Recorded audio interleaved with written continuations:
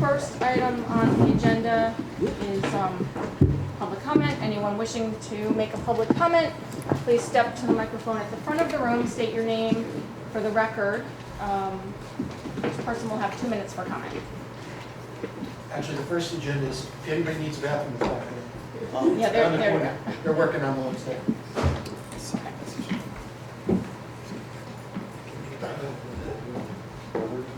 This one? It was very quick.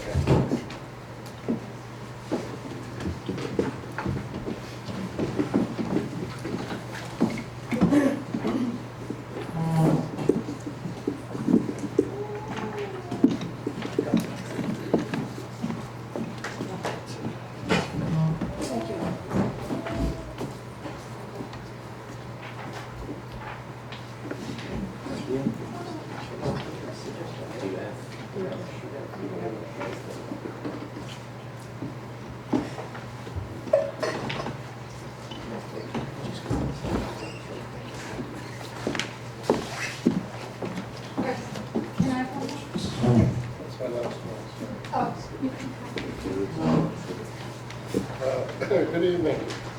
My name is Christian Muller. I live in Hurley at 241 Orchard Street. Is that on? No. Hold on. Sorry. You just flip that on. Hello? No? There you go. I think it's on now. Yep. Fine. Lift it. Good evening. I don't think it's on. Hello? Hello? There we go. Okay. I guess you have to get close. Yes. All right. My name is Christian Muller. I live at 241 Orchard Street in Hurley. I had spoken earlier, a couple of weeks ago, I believe, at the last meeting. But I just wanted to bring this to the attention of everyone. On March 5th, 2023, my wife and I wrote to Michael Schultes, the Hurley Highway Superintendent, regarding flooding and drainage problems at our property at 241 Orchard Street. We described the issues and included pictures of our backyard, which at that time resembled a skating rink, as there was a lake of frozen water that covered virtually our entire backyard. On March 7th, we received an email response from Superintendent Schultes that he had forwarded our email and concerns to the town supervisor, Linda McKnight.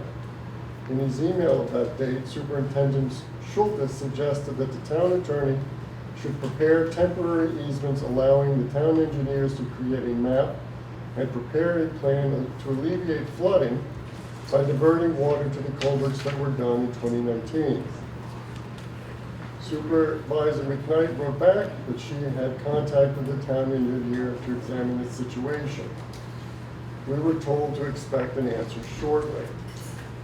On March 7th, our neighbor, Nancy Strossel, wrote to Supervisor McKnight, alerting her to the fact that there are multiple homes on Orchard Street and Hillside Avenue, all with the same flooding and drainage issues, including her property at 235 Orchard Street. Well, I have quite a bit here, and I'd like the court, or the town board to take notice of my letter and include it in whatever record is included here. I do want to say, though, that this is a serious issue.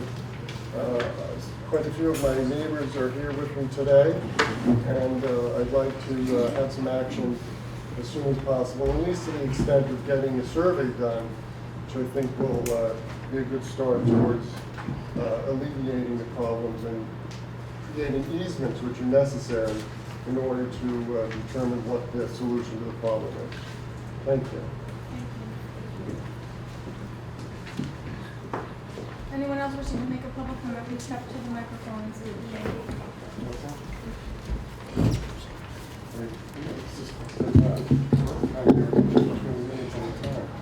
Can you hear me? Yes. My name's Ty Chenault. I live at 249 Orchard Street. I'm Christian's neighbor. We've lived in Hurley for over 20 years. I'll be quick because I know the time battle's going to come up. Basically what it is the water's coming off a hillside. It's running into the entire neighborhood. And though we heard, due to Christian's diligent work, that it was blamed on the county with Fortner even still, if it is county water, it is still coming into the town, and the town needs to represent the neighbors and solve the issue. Everybody along between Orchard and Hillside are getting flooded. Our yard, like I said, I've been here for 20 years, can't even mow the yard until late August or late July, early August. You know, this year, I don't even think I'll be able to. If I dig 2 feet down, I hit water. It goes everywhere. Years ago, my wife and I contacted the engineers. They came out with a shovel crew, 3 guys with shovels. They dug for about half an hour and said, oh yeah, we can't do this. This isn't functional. There's a ditch that runs along. That was it. We never heard from anybody again. And now then Christian, through his diligence, because they're getting severe damage. Mine is in a lot by a garden. It's a nuisance and it's a problem, but they are getting physical damage to their home, and it's costing them a lot of money. Somebody needs to come in, have a hydrologist, take a study, find out where this water is coming from, and solve the issue. We're all neighbors, and there's at least 8 houses that are aggrieved. I mean, that's a percentage of the neighborhood. We only have like 20 houses over there on Orchard Street. All right, thank you.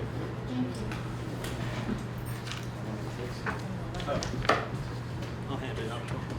Hi, my name's Catherine Agricola. I live at 328. We live at 328 Hillside Avenue, and we're also part of the neighborhood that is getting a lot of flooding, and appreciate our neighborly work and due diligence. And the additional comments that I have are, it brings a lot of flooding so quickly that we can't really take away the grass. It's almost impossible to mow or string trim, and it leads to very overgrown grass, which then leads to a lot of mosquitoes and a lot of ticks and a lot of problems there. Just from an outdoor standpoint, we can't really use the nice potential property that we have.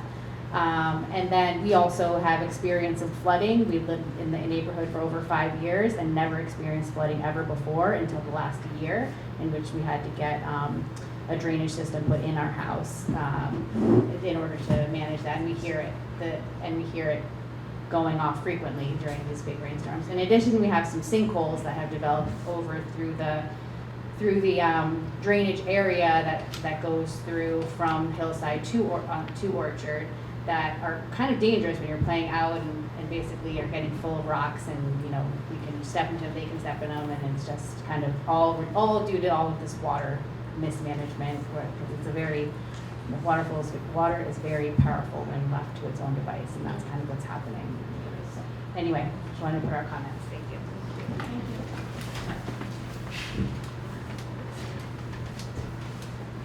Hi, my name is Nadine Funicello. I'm the author of numerous emails that started on March 5th of this year. I have received nothing in the way of any help at all. And I would just like to report that I can't flush my toilets at home because the storm water is flooding into my septic system faster than it can be pumped out. If we flush and we force it through, it comes through a vent in our house that what's the word, Christian, when it's right next? It's adjacent to that doorway. It's adjacent to my back door. It's creating a cesspool in my backyard. I have a 12-year-old daughter who has her period, and I can't flush my toilets. I have been begging for help since March 5th. Please. I get that global warming has created havoc for our land, but this town has to get some way of handling it. And we're just one small part of the world that is in crisis right now. But we need something to alleviate the flooding while you figure out how you're going to manage what the world is going through in this small town. How you're going to manage that stormwater is up to you and your scientists and your staff, but we need help alleviating some of the problem now. we cannot flush our toilets. Thank you.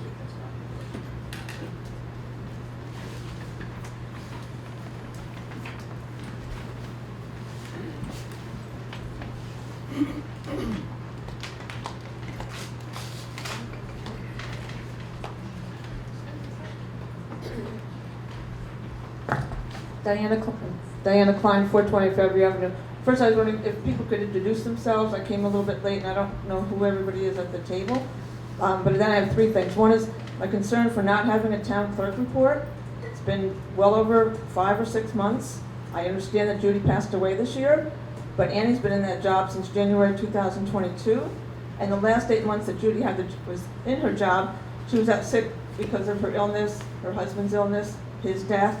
So I would have hoped that we would have been way beyond, oh, Judy's not here.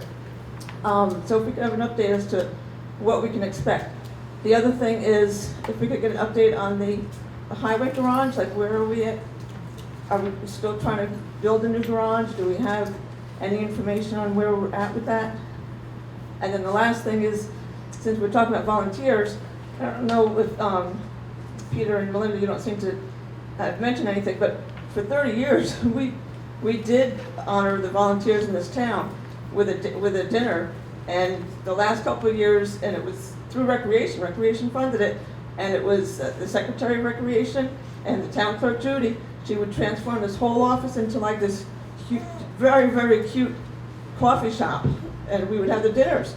And we did it every year, and we invited all the people that work for the town as well as every single volunteer. And we did that till COVID. And just check the records, go back, you'll see. We did it every year for at least 25, 30 years. Anyone else wishing to make a comment, please step to the microphone.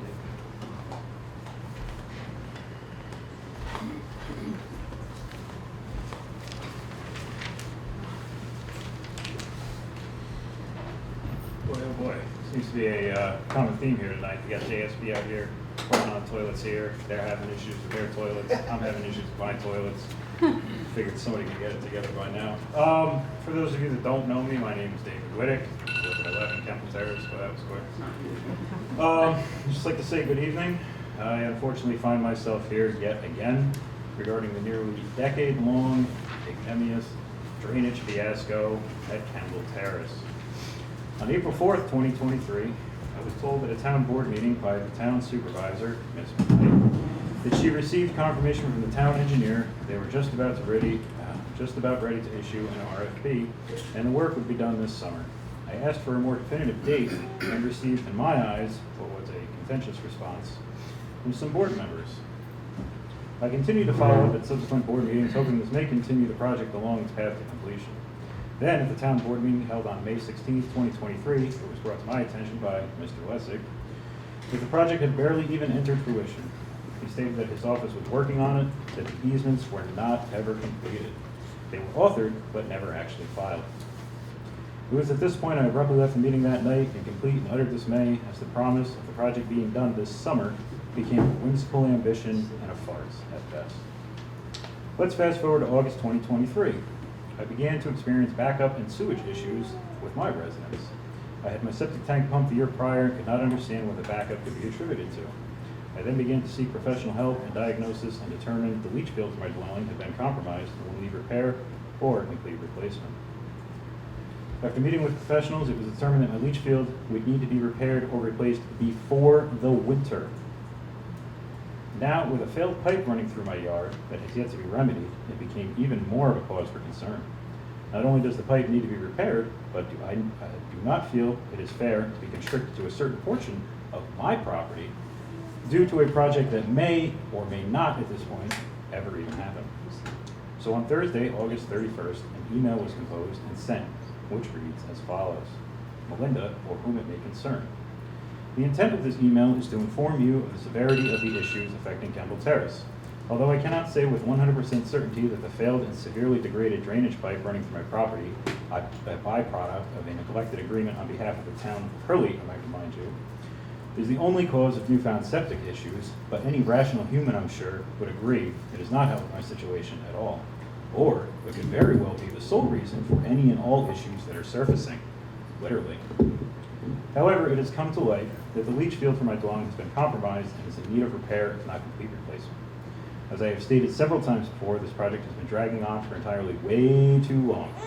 I have been more than patient with the several different administrative members that have come and gone, but unfortunately, time is no longer a luxury I can afford.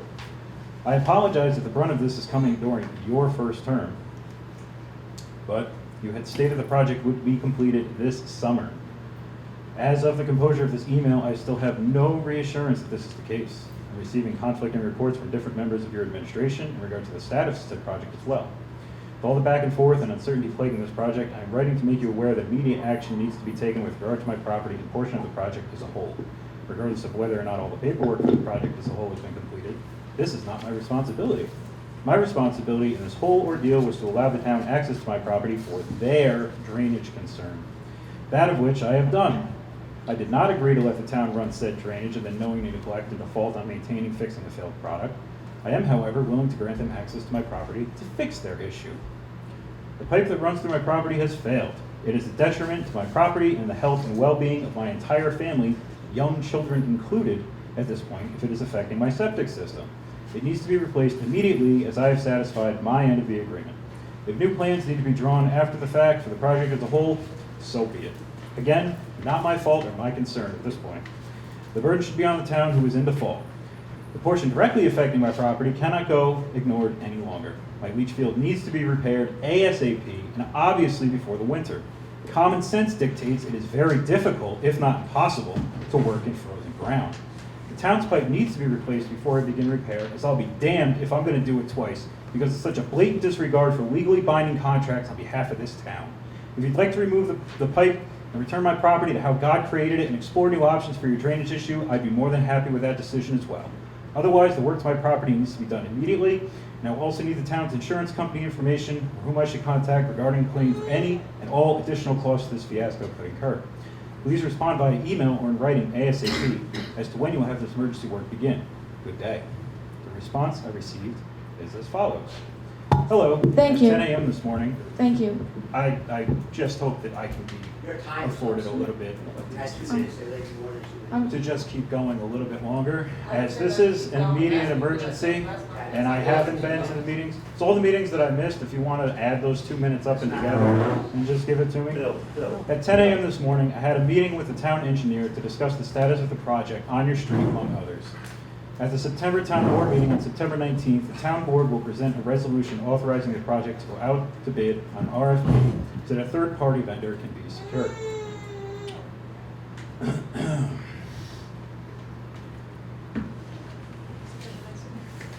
To which I responded on Friday, September 1st as follows.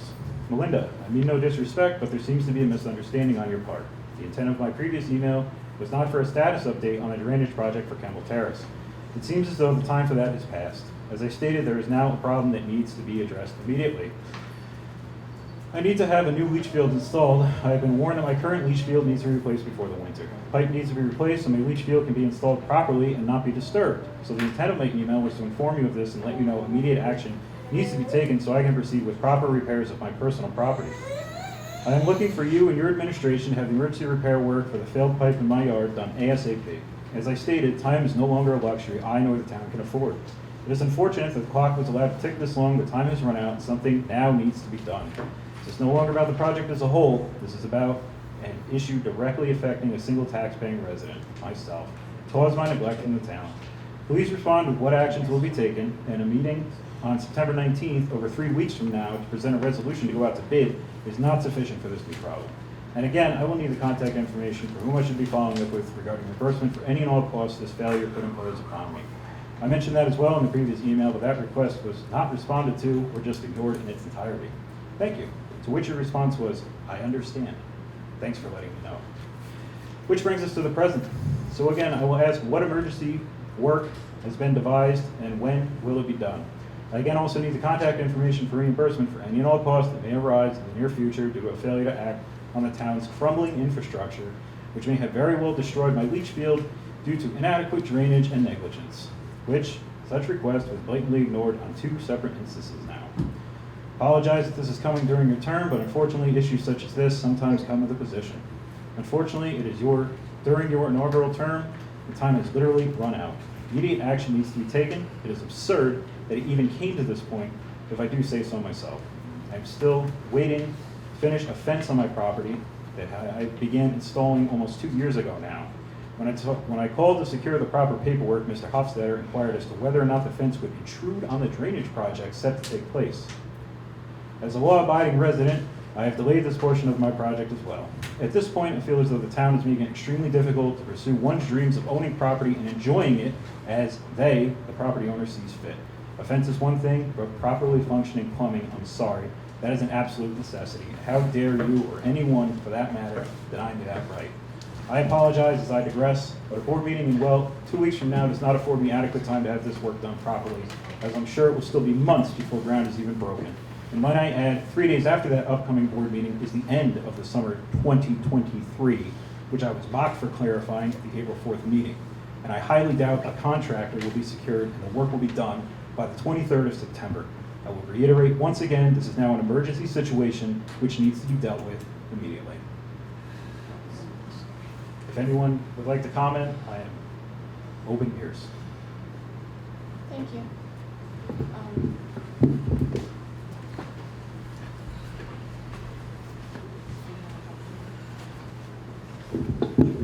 So as an update for the project. Hi, my name is Cassandra and I work at Roundhouse and Shaw. I work with general counsel for the town of Hurley. I spoke with the town engineer consultant today and went over the RFP. We will have the RFP ready for the next meeting. We are trying to expedite this as fast as possible, but also to make sure that this project can start the second they get the contractor. What's the other option? The other option that I talked to Melinda was there is in the procurement town law an exception for emergencies, and the emergency provision allows for you to forego the bid process if you believe this is a town emergency, which is up to the board to deliberate. If you believe this is a town emergency, you can hire an excavator or whatever you need to fix the pipe as an emergency measure. You could also employ an emergency measure as a temporary fix and then have the larger fix later on and still go forward with the RFP. And then they could just update the RFP before it goes out. So that's up to the town board to deliberate tonight. Could you repeat who she is, because I can't hear it, there's no, My name is Cassandra Britton. and you are? I am working with general counsel for the town of Hurley. I'm with Roundhouse and Shaw. Okay, so I think we can deliberate this, but a little bit later in the meeting. That's okay. Is there anyone else wishing to make public comment? Hearing none, is there? Sorry, I'm just behind you.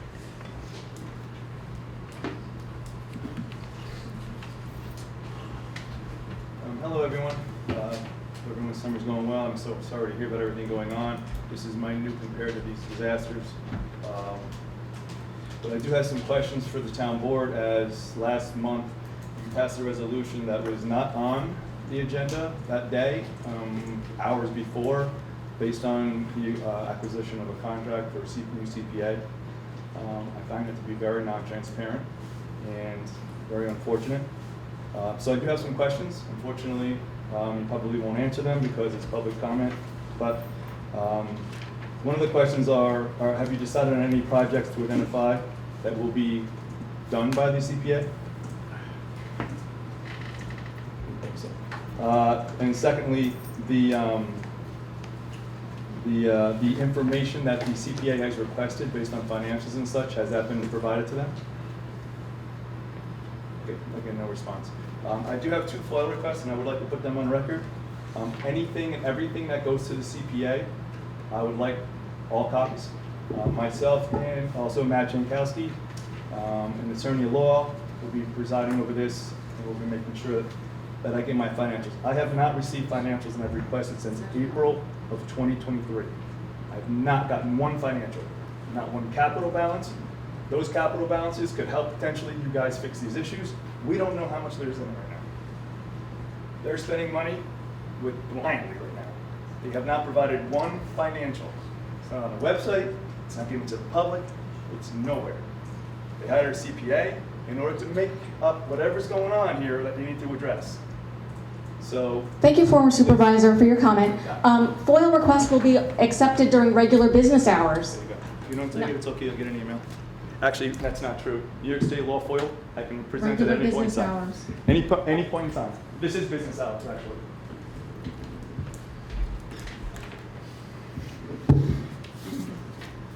Any other public comment?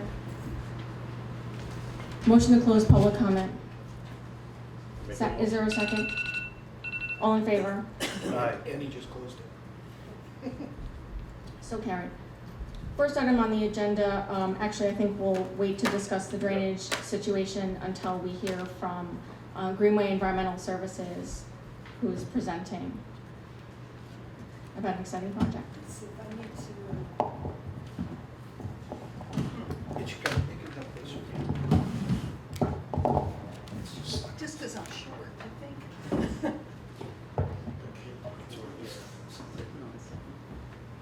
I do here.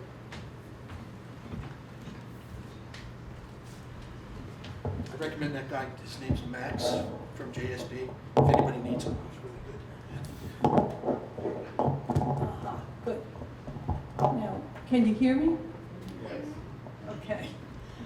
This is an introduction to our company, my partner, Shabazz Jackson, and me, Josephine Papagni.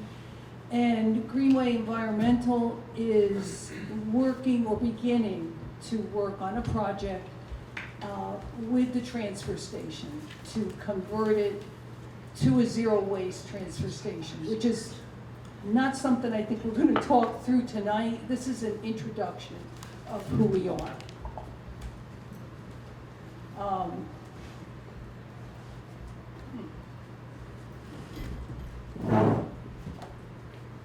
You know, the screen is not behaving.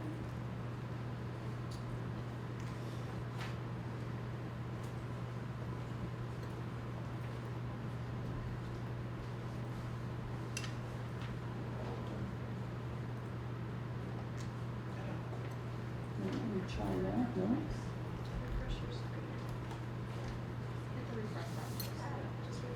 What's the refresh button? Yeah, I don't have that. I see my screen. We're going to try this again. Really sorry. We're all being really patient.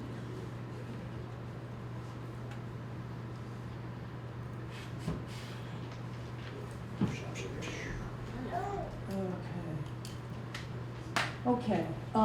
Greenway Environmental Services, we were incorporated in 1996 as a New York State S Corp. The founder is Shabazz Jackson, who's president.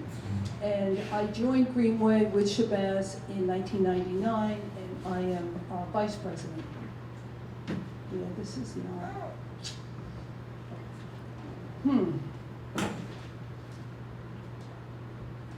wonder why this isn't.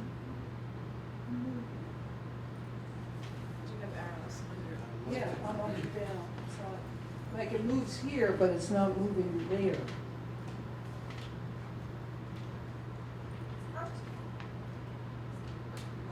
Really sorry. Okay, so we're. Might have to do that. Each time, oh my God, okay. Our project experience, now again, you could see we've been in business for quite a while, and we have permitted, constructed, and operated 4 composting systems in the Hudson Valley, 2 transfer stations. We remediated 12 junkyards. Now, we did that very early on in our career, and I developed an allergy to the hydrocarbons that are part of the junkyard. So that's where we really got out of that kind of cleanup work, including remediated an incinerator in Beacon, in the city of Beacon, 2 oil storage facilities.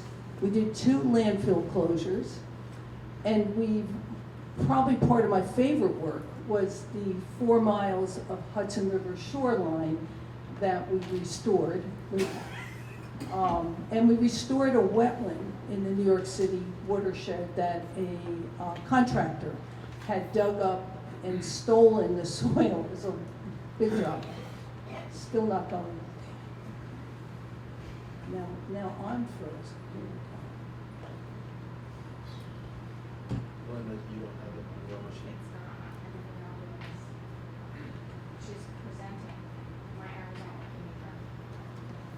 Can you send it to, can you send it? I don't think I could even send this one to, so many photos. Presenting, so we can visit more. Okay. What you're looking at there is what we call the Vassar project. We were at Vassar College. We started there about 2000. We first started. We went in, and you can see what you're looking at is about 72,000 cubic yards of organic material that was just stockpiled there. Was not composting, and there's about 350 cubic yards of waste that's illegally buried on the site. So Vassar College, again, knew of us and invited us out and said, what can you do to bring this property into compliance? By October 2003, the volume of that material you just saw was reduced by over 50%.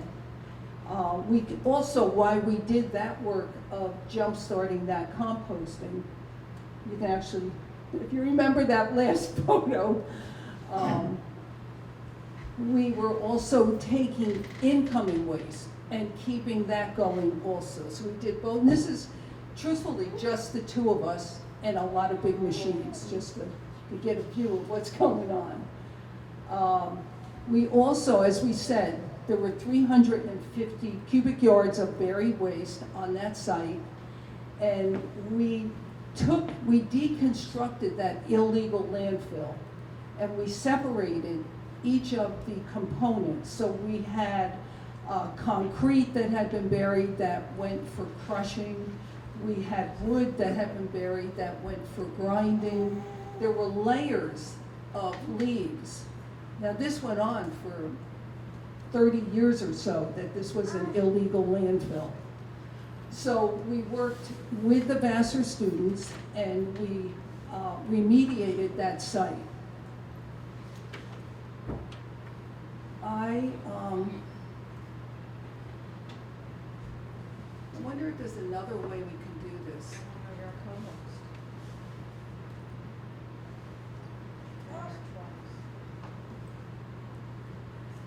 Every time you change your screen. I know, every time all right, this shows you, here we are working with these Vassar students who are getting college credits for literally deconstructing this buried debris in the landfill. And when we left Vassar, that entire project, that site was restored to a status of an ecological preserve, which is a really honored status to have. And we ended up, that project was named Tree for Tribs. So we want to show you that if you're going to have a sustainable organic waste management facility, which is going to be part of what you're going to do at your transfer station, you have to build it right from the bottom up. You have to have compliance with state laws, county laws, even your local laws. You have to have really good engineering and design, which we tend to work with natural systems, and I'll show you that in one quick minute. And the material management of receiving, processing, and distribution. So you want a full throughput, otherwise you have a dump, which you don't want. And as you can see, I mean, a big piece of what Greenway does is the outreach and the education and energy. So the design and construction, what we do is we take what are natural systems and we put in biofilters or detention ponds and wetland meadows, silt traps, And if you look at this slide that's coming up,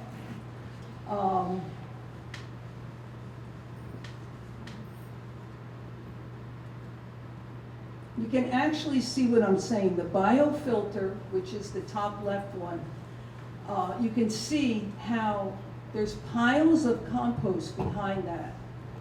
And you can see how the leachate that runs through, you can actually see the path of it a little bit, but it's going through a biofilter that is cleaning that up. So when it comes out at the other end, it's clean water. The detention pond on the upper right slows down the water on a site, so the rainwater or anything else, so that the silt will drop out. That's one of the goals. On the bottom is a wetland meadow that we install whenever we're working on these kind of sites, because it's a natural way to clean up a site. And then on the bottom right, that is a silt trap with a vegetated swale. What I really like about this picture is it actually shows how it's designed almost like an S, the way it slows down the water and it cleans it up at the same time.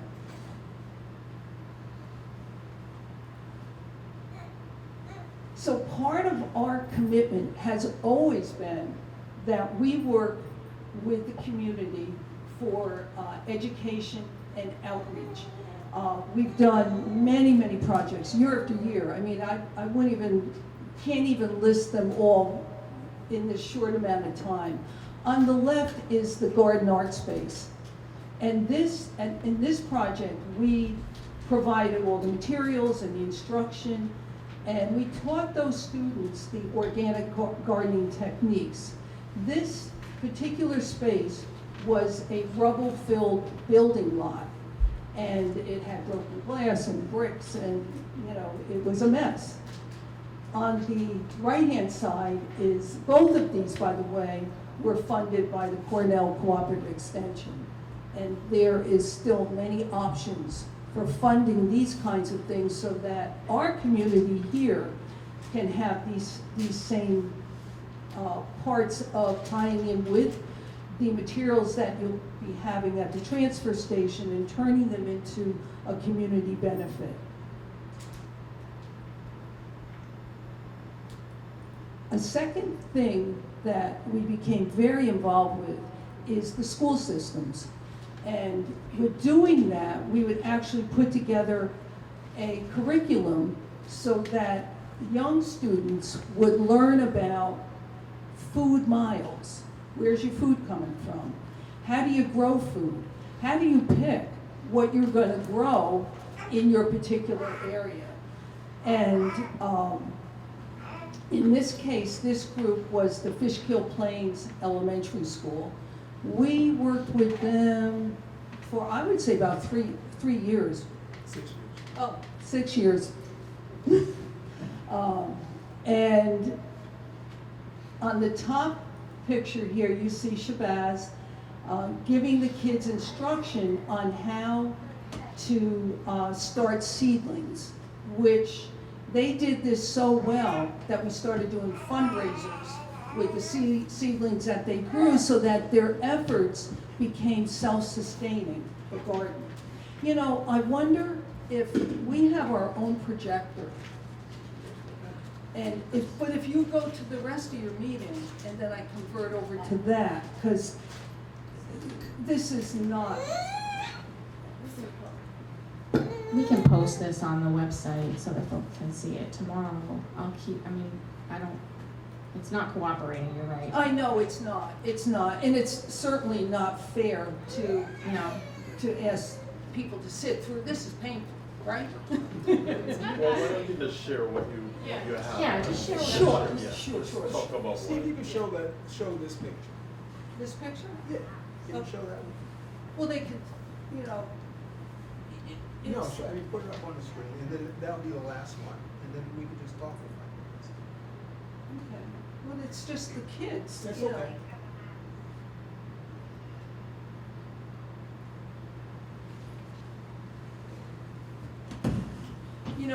We're also, probably no one will be here that day. Maybe We're coming we back will. on the 11th. And I'll make sure I get this to Melinda ahead of time so that, you know, you can have a coherent presentation. Because it's really quite lovely. I mean, it really shows a lot of the work we've done, a lot of the groups we work with. It shows the big commitment that we did at the Hudson Valley Garlic Festival. And that kind of just showed up at our door, that they said, you know, we've been doing this festival for 30 years. People throw their garbage on the ground. We want it to be zero waste. We did not go looking for that job. Refresh yours. There you go. Okay. This group of students have just picked, you can see it, they're holding these baskets of lettuce that they picked it out of their school garden. You can see the dome, and Olga, who has showed up here, met us in the dome of one of our gardens that we did.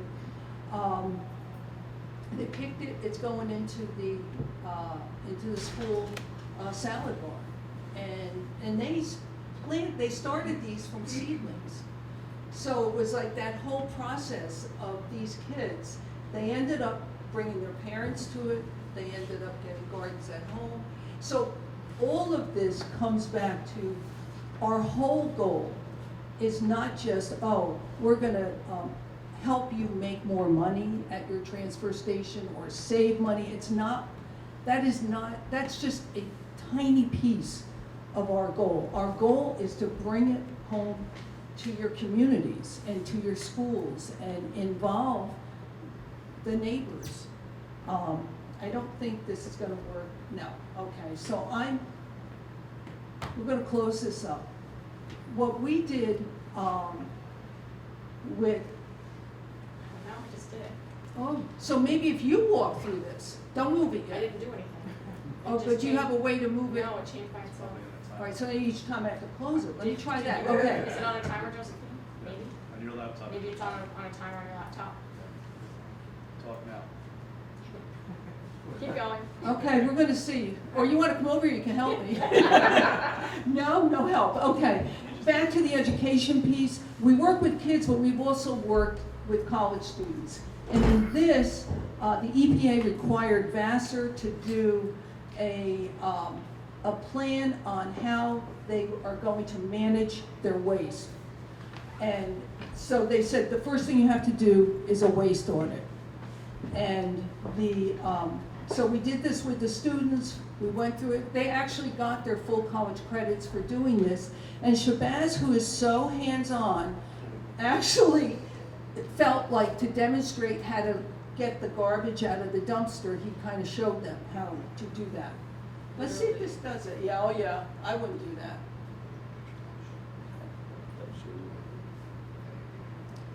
Okay, let's see.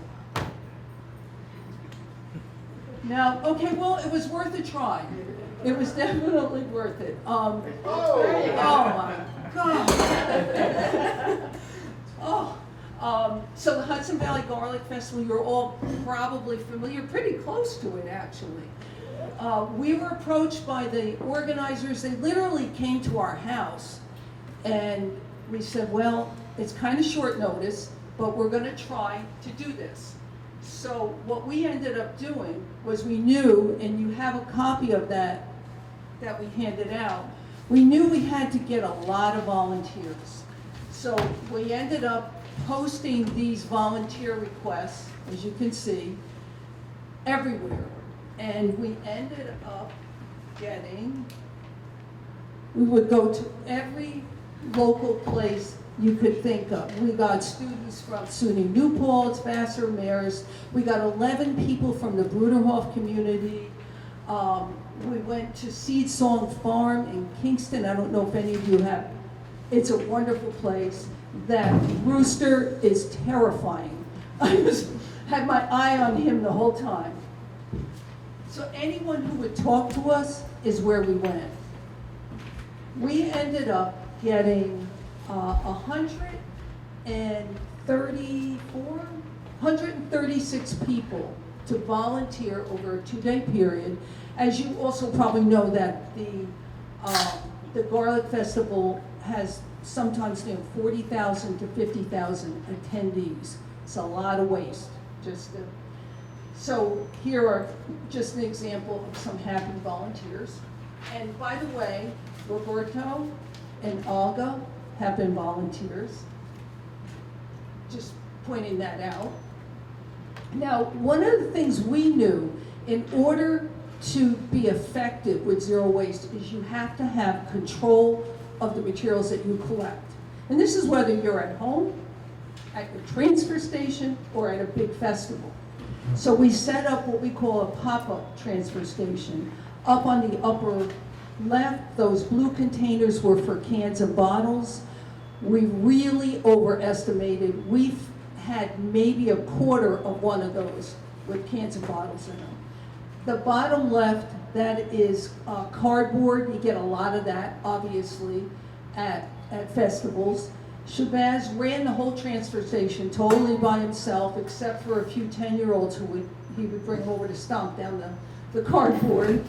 The middle one is the interesting one. That is your food waste collection, and it's in compostable bags. It's sitting on top of a medium that will keep the fluids from the food waste from running out, keep the yellow jackets and the flies down. And we did 2 20-yarders for that. And the final one is a 20 of trash, which we would like to reduce that greatly.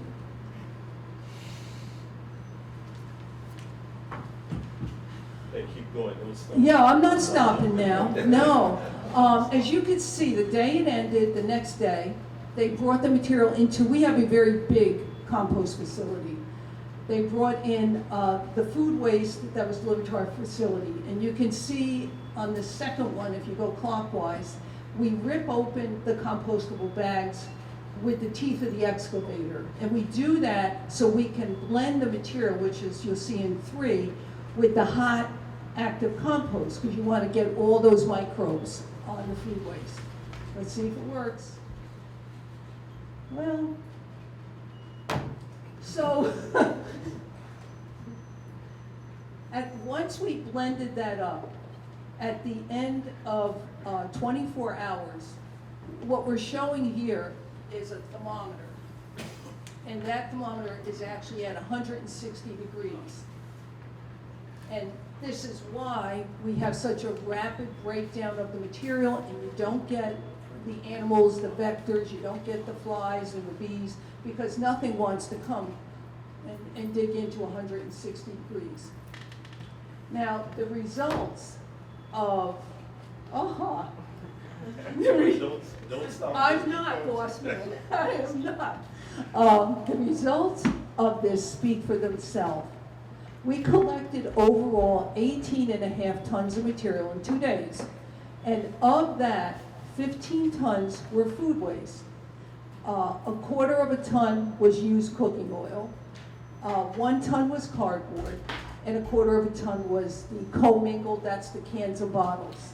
So we recovered 89% of the material, which years before that, before we did this, every bit of that went away as trash.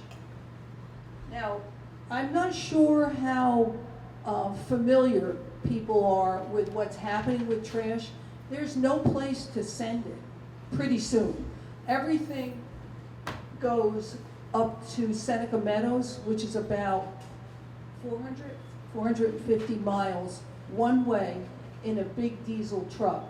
So one of the first things you see is when you take that 15 tons of food waste and you landfill it, it's going to cost $2,200. When you take that same 15 tons of food waste and you compost it, it's going to cost you about $800. And that's, you know, counting the transportation and all that work that goes into it. We're getting close. The environmental impacts of diverting 15 tons of food waste from landfilling, 13.21 tons of avoided CO2 emissions, 2.25 tons of avoided methane, and we know how dangerous methane is to our environment. So if you look at, just roughly to get a sense of what that might translate to, 22 pounds of CO2 equals a gallon of gasoline. And if you divide that out, you're gonna end up with an offset of about 1,200 gallons of gasoline. That's just from that one thing that you've done. Imagine if we do it all the time.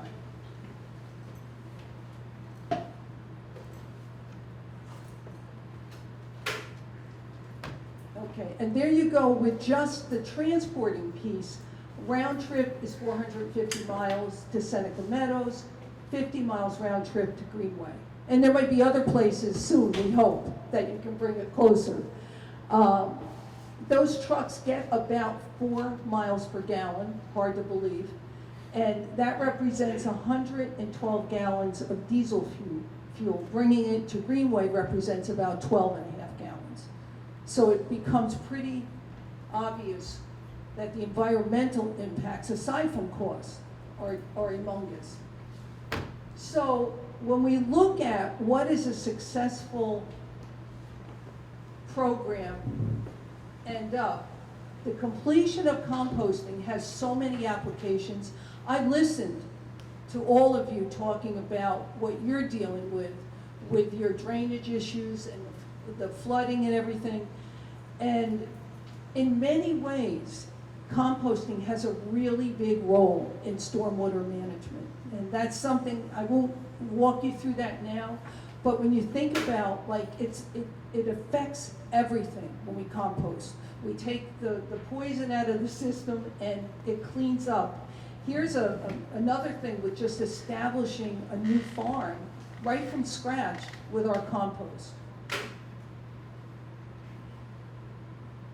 We're also very committed to setting up community composters so that you, as homeowners, have a place, like here's a place right in New Paltz, right in town. I mean, people walk past this all the time. And it was located at one place at the Reformed Church of New Paltz. And it was kind of a mess. So they asked us if we could help. We said, well, the smartest thing is to move it right next to your community garden because you get a lot of waste out of your garden. And basically, we have created a home for the garden waste and a place where people who don't want to compost at home, for whatever the reasons, they don't have the time, they don't have the knowledge, they can bring their food waste into that. We are actually getting right now, or they are, 500 pounds a week. That's a lot of material for just a startup.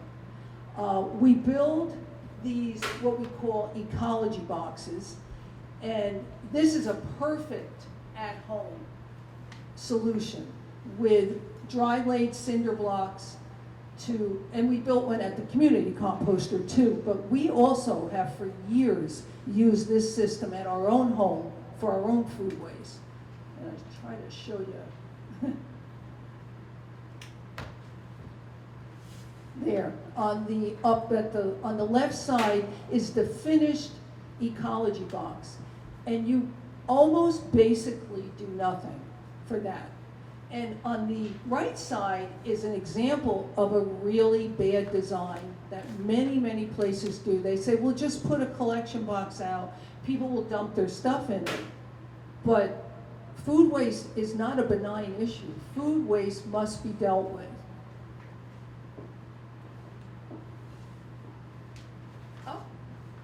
This was one of our workshops that we did with local people.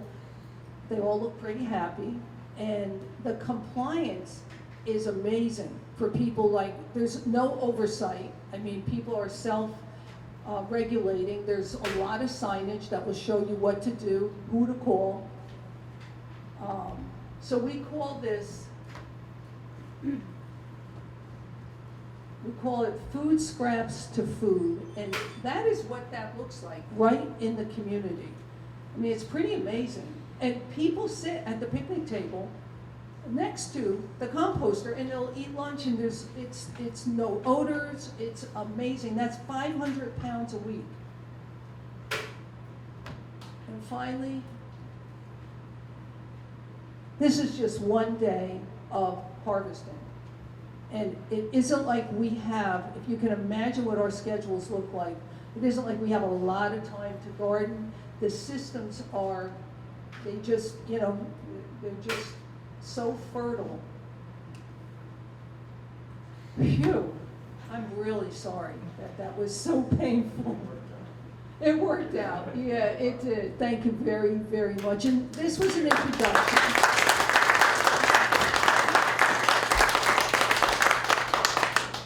Thank you, Josephine and Shabazz. Thank you, all of you, and thank you so much to the people who came, you know, and sat with us. If anybody wants one of these. Oh, thank you. Yeah, what that is also is we are always looking for volunteers, and I'm gonna do just a quick pitch. For the Garlic Festival, it's September 30th, October 1st, 3-hour shifts. And that's all it is, and you just direct people if they touch anything, just tell them, you know, oh, put that bottle here, put your food waste there. It's pretty simple. You get a wristband for free entry, you get a parking pass, which is a big deal. And a t-shirt, that's right, forgot about the t-shirt. And it's really, the people attending the festival are really grateful to see people taking this kind of action. So if you want to, you know, sign up, please, please do. I need more people. Thank you so much. So I have one question.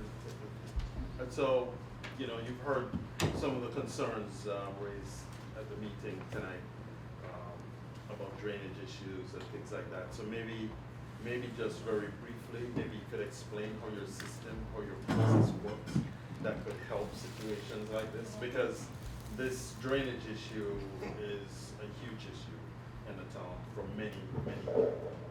We're well aware of that.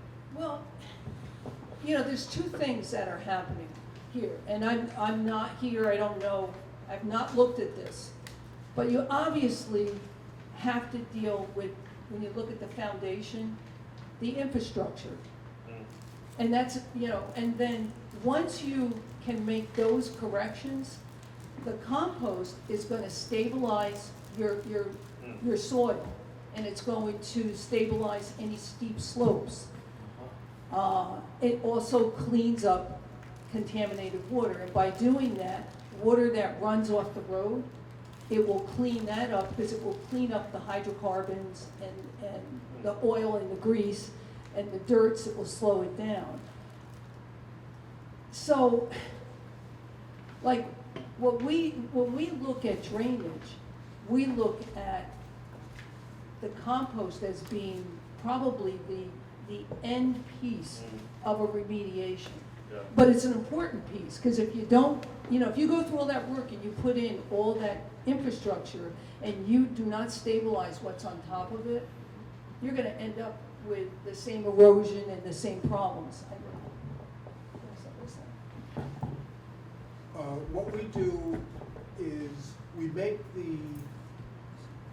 the land more absorbent with the compost, so that we can increase the water holding capacity of the land tremendously. So one of the projects that we did was we built a filtration system for the new rail trail on 299. We didn't build it, we provided the soil for that. We provided the soils for rain gardens. And we can make the land, with, you know, with the same square footage, absorb 5 to 6 times more water. Very, very quickly, very inexpensively. So that what we're able to do is they have what's called the first flush, which is the first inch of rain. And the design absorbs the first flush. That's what we design around. And it's fairly simple to understand that. And then we absorb that right where the rain falls. And then The second inch of rain is slowly released. And what that does is it makes the land, you know, our urban area, which is really unnatural. It makes it so that it releases the water naturally. So what we have here, whenever we see flooding, what we see is that we see an unnatural, quick release of the water from the basin, right? The area that drains through these Orchard Street properties. And we could look at that and be able to increase the absorbency, the water coming off the roofs and the water coming off the roads, and slow it down. And that gives it the chance to be absorbed and then have the drainage work. So that if you come and visit us, as you know, many of the board members have, many people, you will be able to see examples of all of that from our facility down to our house. And we have rain gardens, we have you know, the different treatments that we use, the compost that we make to create this absorbency. And the key thing is that it's made from waste. Thank you. Yeah, thank you all very, very much. Yes? I got a question. Most of us are on bedrock, so how much compost would you possibly need to put on top of your soil that you have already? Like, my backyard, I got 2 inches of soil, right? Then I'm on bedrock. So if I get 15 minutes of rain, I got 30 gallons of water surrounding my house because I'm on bedrock. So the soil's not doing anything because it's only 2 inches thick. It's not absorbing anything. So I got to build up my yard, is what you're saying, to absorb this rain and this flooding? Yes. So how much compost do I need to build up my yard? What we do, and we have worked with engineers to figure it out. We can take the measurement, we can get that right from the internet of your roof, and we can figure, we know the number of cubic feet of this compost mix that we have to put down to absorb that first flush. And you know, it's going to be a lot less than you think. So I would say, come down to New Paltz and take a look at those rain gardens that we have in place, and you'll get a real understanding. I'll give you a walkthrough, and you'll get a real understanding of what we're talking about, and you will see that it's possible. On 2 inches of soil? No, we're gonna completely change that. And your house would be like a model.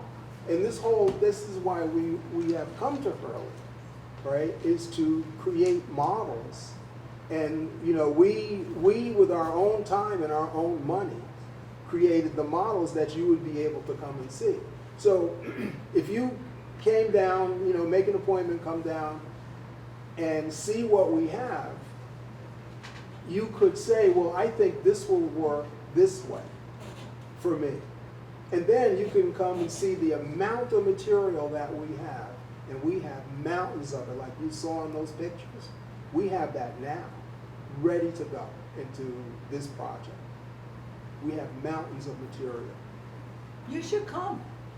A few of you, come and kick the tires. I got 8 drains coming off my roof. Yep. And all 8 drains go into a single drain that goes out to the street.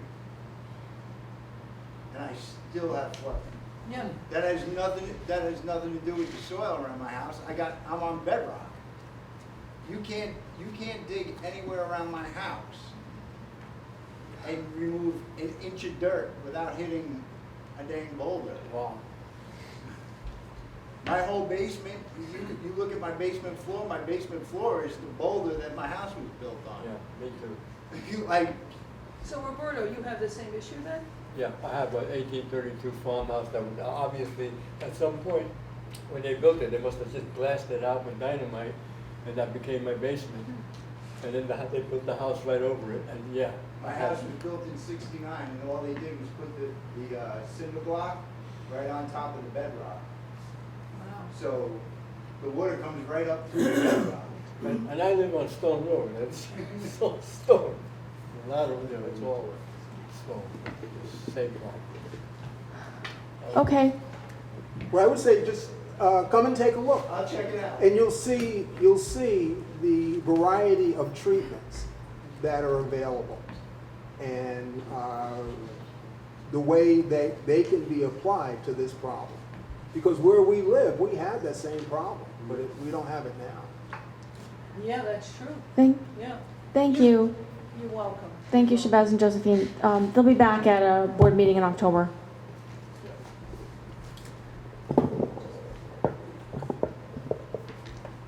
Okay.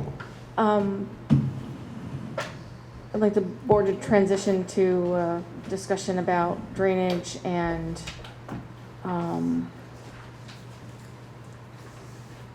look to you all to begin this.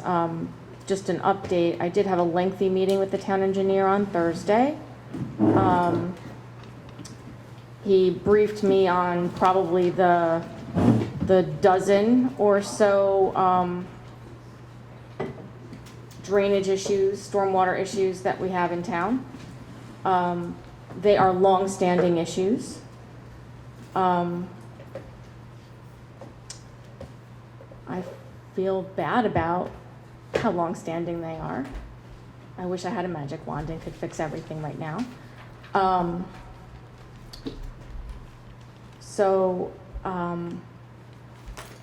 Anyway, the engineers did brief me. All of the projects are in various stages of at least getting analyzed. I think the question on the table right now is about emergency measures regarding Kemble, Terrace. So I think we've heard a possible solution from you. Can you say the last name? Britain? Yes, Britain. Could you just explain a little bit more about that? Yes, so pursuant to the town code, in an emergency situation, the procurement policy can be waived. And this can be done for town emergencies. Now, just as a status update, the RFP is ready, and the reason there was such a holdup on Kemble is one, they were waiting on a DEC permit, which has taken many years. And another reason is they couldn't get the easements from the homeowners. And if you can't go on property without proper easements, or opens the town up to liability. So now, hopefully, I looked over the documents today. Those should be ready, but that will take 2 months or so. It could take longer for those. Once the RFP does, the bids go out, then you award contract, then the contract has to start. So it's not like it's not like next meeting the work will just start. Next meeting just opens the bidding process just to give board members a timeline, and it's when construction can start. And if there's flooding around, you're not going to be able to construct. Active storms, if it rains all October, that could push it even further. Just so board members are aware. So emergency measure could be put in place. Now, I don't know what emergency measure. You'll have to have a town engineer go out there and give authorization. So the step today that you could do is allow the town engineer to go out and look at what, the status, because he hasn't been out there in many years. This project has been pending since 2014. Which project are you talking Kemble, specifically Kemble. 2014 was the original installation of this project. That's insane. Yeah, we were waiting on a homeowner for most of that, and then waiting on DEC permits, and then codes change, and as codes change, you have to continuously update. So that's, okay, so we have, it's Kemble and Woodward. Wildwood. Wildwood. Those are the two projects that are on the table right now. Yes. For emergency. For possible emergency action. It's Wildwood. So what actions can, I'm just trying to get very clearly from Of you course. what actions we can take now, So the today. action you could or- take now is you could authorize the town engineer to go out for an emergency measure. And then what that would do is he could bypass the procurement policy and get someone out there faster if the town board declares it an emergency. And you must declare this an emergency and then authorize the town engineer to go out. And then you could speed up the process. And in theory, if you could find a contractor, you could have this done faster. It all depends on what he thinks needs to be done. However, I'm not an engineer. I can't tell you what, someone has to go out and look at the property. Okay, so, from legal perspective, well, from town board's perspective, what do we need to do? Do we need to make a motion? How is this going? Oh, yeah, so, I'd like to make a comment before we. what, you need to so the first step, Okay, I'd like to sit next to you on that. of course. The first step is to talk about whether this constitutes a town emergency. And that should be discussed and agreed on. And then if this does constitute a town emergency, then you could take action. But right now, the law in Hurley says, the procurement law says that you must follow bidding procedures for projects this large, or unless it meets an exception. The exception would be an emergency. So you must declare this an emergency, and then you could take action. And the action would be to move to allow the town engineer to go and to allow the process to start for the town engineer and to bypass the procurement policy. So the first step is to talk about whether or not you declare this an emergency. What's the criteria for an emergency? There is no, so I looked out the town board, there is none in your town code. So it's up to you guys now to talk about what declares an emergency. Since it's not in the code, it's gonna be up to board members to talk about, is this a town issue? Do you believe this is a town emergency from the town's perspective? We represent the people who live in the town. The people who live in the town are having a drainage fiasco. I don't see how, I mean, if we don't declare it an emergency, to me, it seems rather harmless, to be perfectly honest. My concern with this is, if you go into our erase board of all the calls we get on, there must be a dozen people at this meeting. There's a dozen of them. If we say this one's an emergency, what's to say they're not all emergencies? And then what do we do when we have 10 or 12 different projects that we're saying need to be done like that? Now, the gentleman, I totally agree. 14 years, all of this is ridiculous that any of these are taking this long. We've only been in office a couple of years. And with the idea that, global warming, look at these storms we're having that are causing, like Shabazz said, it's supposed to grab 1 inch of rain in the setup of these things. But when we get these rains that are getting like 3-4 inches of rain in a couple of days, they can't handle it. And like they were saying, I do too. I live on bedrock. But Hold on a second. Yeah, I just want to get, yeah, I mean, this has been going on way too long, and we just need to solve this problem. Even if we start the process and solve problems for 1 or 2 people, then we can keep going down the line. But we can't not start this process. I mean, you've heard Dave. I mean, now he's dealing with a septic issue. You've heard this lady talk. She's dealing with a septic issue. I'm not blaming you. Understand? I'm just voicing the concerns that I'm hearing, and I think An emergency declaration on Kemble will not fix the emergency situation on Orchard and Hillside. Right. I understand that. But we have to start somewhere. And the thing is, all right, what would constitute an emergency? When it's a health hazard, when the property damage is so major that the house is going to be unsellable, when the homeowner is not going to be able to do anything and they've tried to mitigate it, they've tried everything they can privately and it does not work. Okay? When, it's just the sort of sheer force of the water and the sheer presence of the water is overwhelming any kind of mitigation measures that have already been taken. And it seems to me if there's a long history of things not being able to be done for whatever reason, that seems to me to constitute a kind of emergency, right? Otherwise, we're just kicking the can down the road again, and these things are going to happen more. And I pulled this earlier, this doesn't, again, the code doesn't define an emergency, just for reference. The building code does have emergency cases, and it defines emergency where it reasonably appears there is a pleasant and clear immediate danger to life, safety, or health of any person or property. Well, I don't think we have anything to Right. discuss it after that. Right. I mean, I think Yeah. we need to move forward with this So discussion. is there a motion to authorize the town engineer to make a visit and pursue I'd like to make that emergency motion. measures Yes. for? First, let's declare it an emergency, then let's do that motion. So first, a motion to declare it as an emergency. Kemble Terrace. Kemble It Terrace. is Kemble Terrace and Wildwood. Are both of them, are we gonna declare both? What's Well, But Wildwood? what They about are the rest of the people that show up Right. No, that have issues too? No, I understand that, but we have to set some criteria. The broken pipe that is specifically referenced here is Kemble Terrace. Right. Wildwood is in Hillside, Wildwood is a drainage issue, Kemble Right. Terrace is a broken pipe. Okay. and that does differentiate the project. Right. And these people who have come from Orchard Street, who also have concerns, we'll have to deal with that. I spoke with the engineer. Okay. Things are in Okay, so first thing is Kemble. Okay, there. Broken pipe. broken. My, Is there I can't there's a vote on this motion on the to- table to declare the Can I make a broken motion pipe? to declare an Kemble emergency, Terrace. emergency on Kemble Terrace, because of the broken pipe, blah, blah, blah. Is there a second? I second that Okay. motion. Is there discussion? yes, Okay. my concerns are, how is this all gonna be paid for when you get a flooding? We know It'll be paid for out of a refund. how, we're gonna have, the minute one goes out, we're gonna have the other 12 coming in here.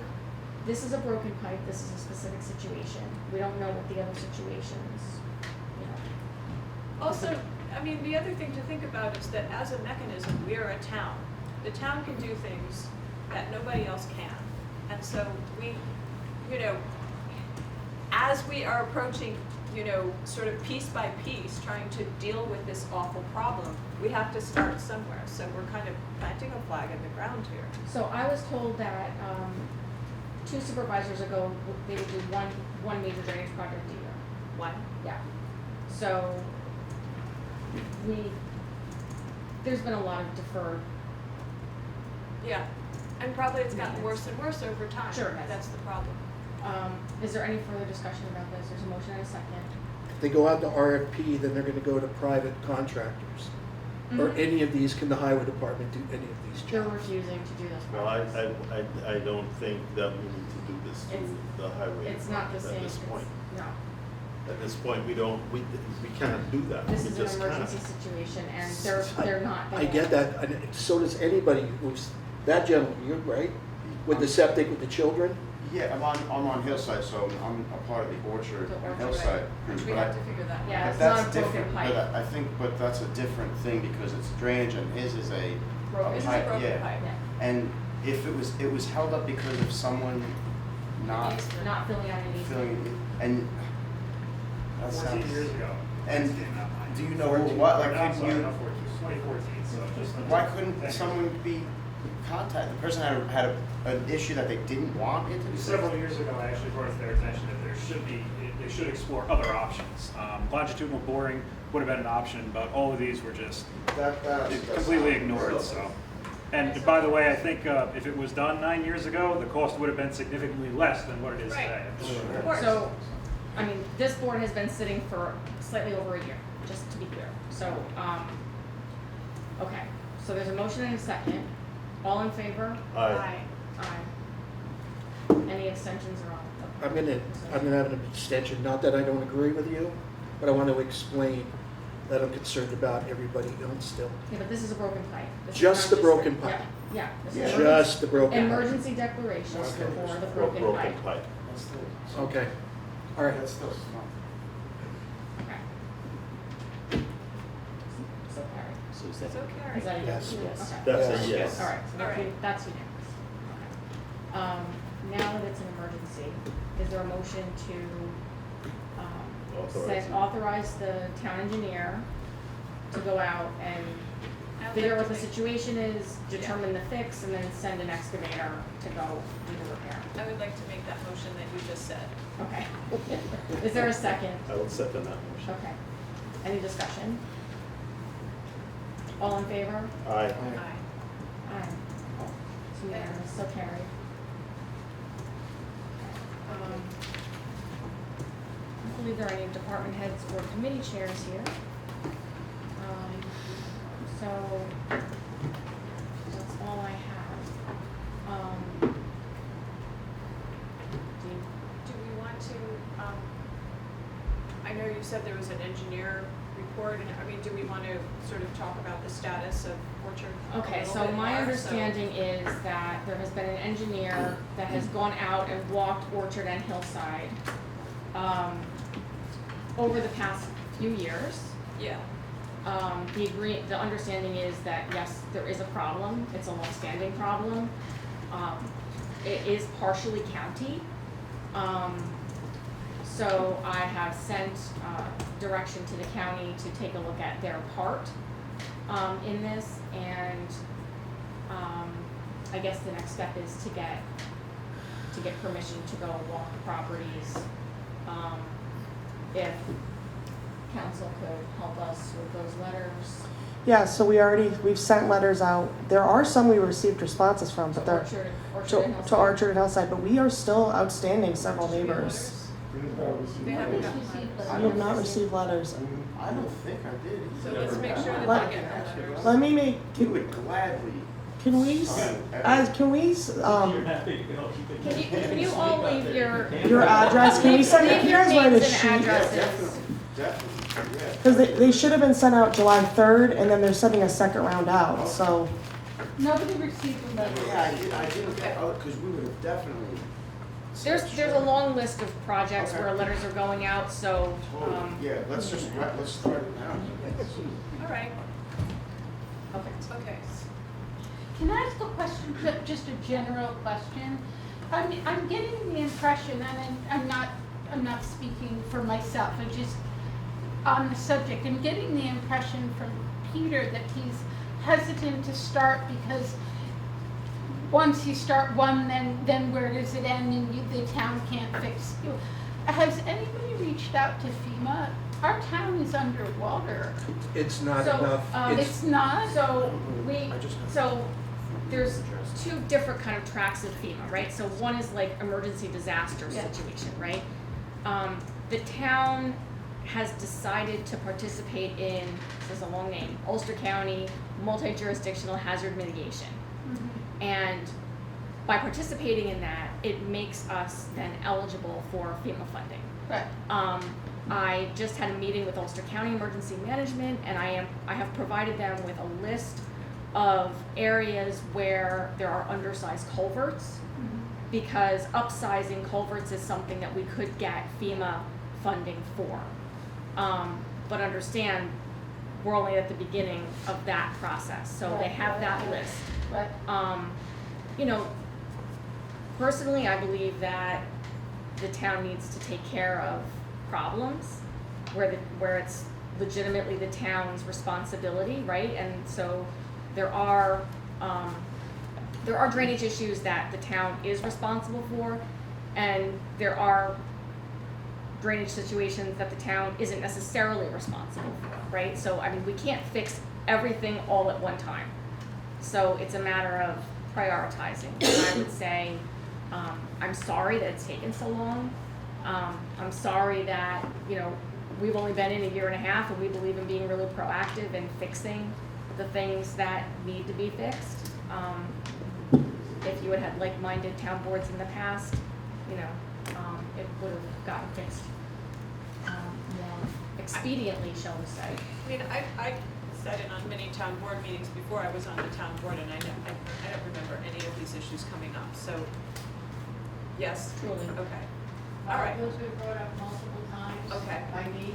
Well, no, I'm not saying that you guys didn't bring it up, I'm sort of more talking about what the board was able to address, you know, I'm sure you brought it up. So we're chipping away at it. Yeah.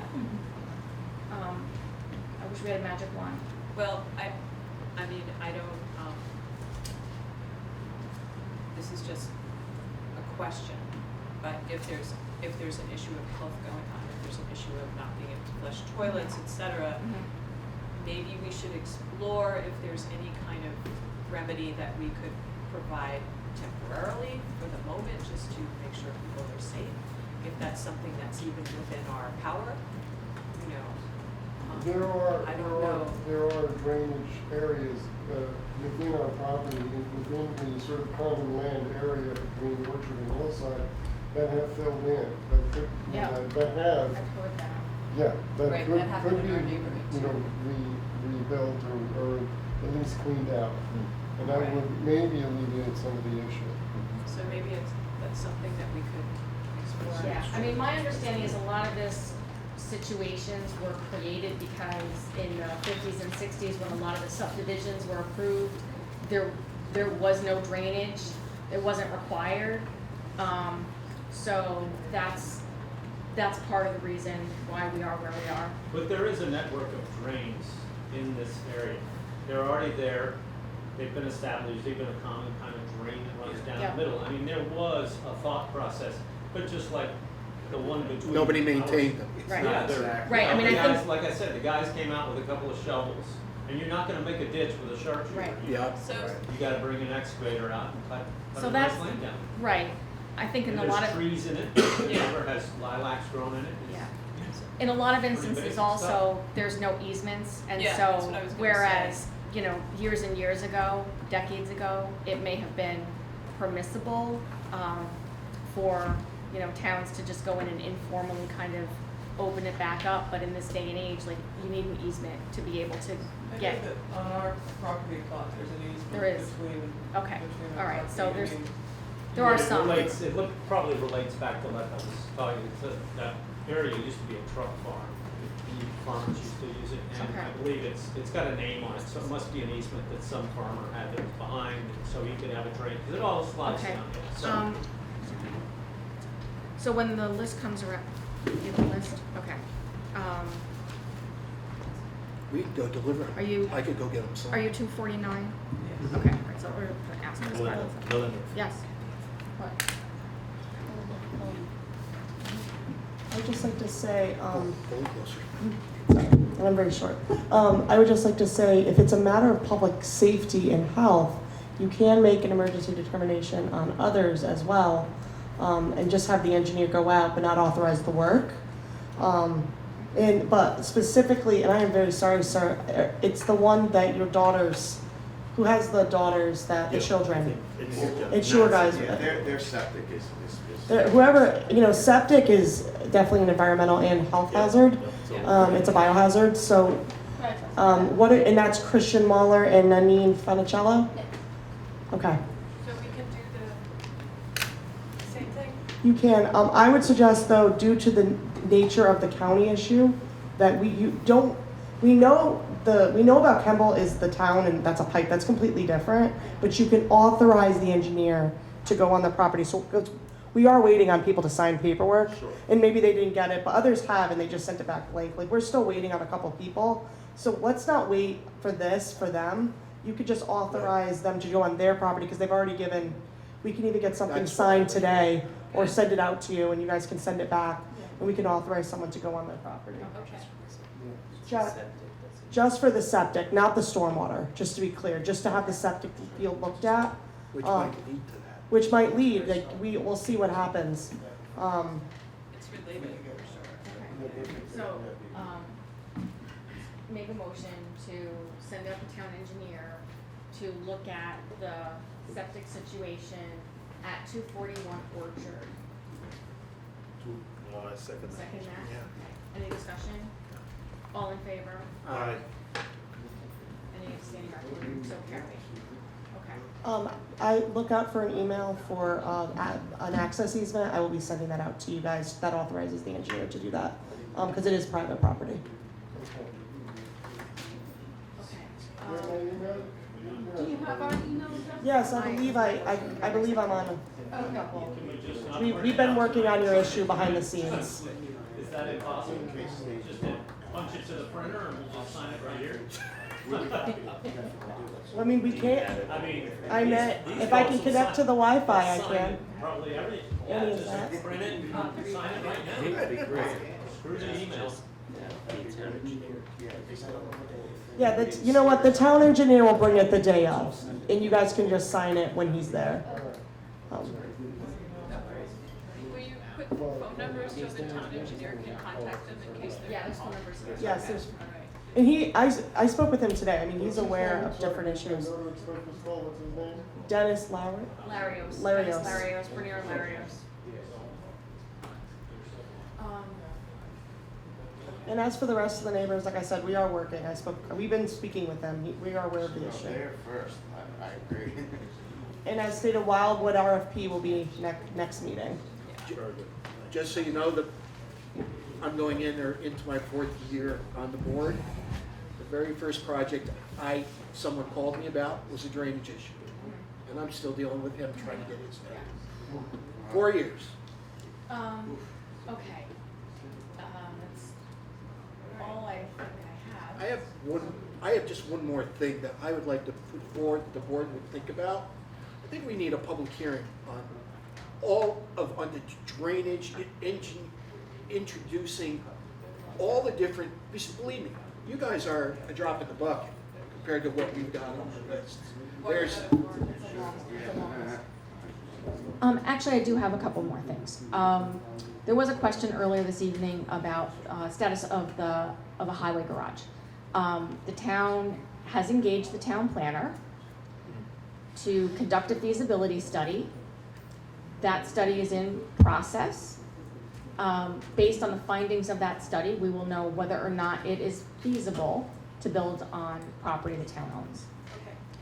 That's the first step. That's much less expensive than the $30 million contract for an engineering firm to design and build on a location that we were not certain could actually be built on.